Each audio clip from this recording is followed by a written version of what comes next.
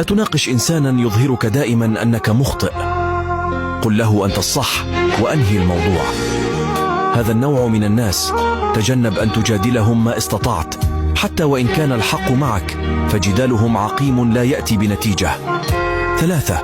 لا يجب أن تنساهم، من ساعدك في أوقات محنتك، ومن تخلى عنك في أوقات محنتك، ومن وضعك في تلك المحنة.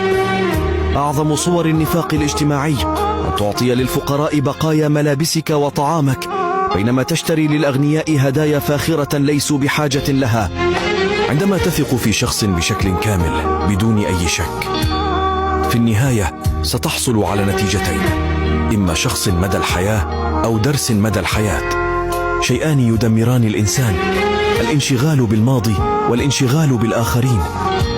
فمن طرق باب الماضي أضاع المستقبل، ومن راقب الآخرين أضاع نصف راحته.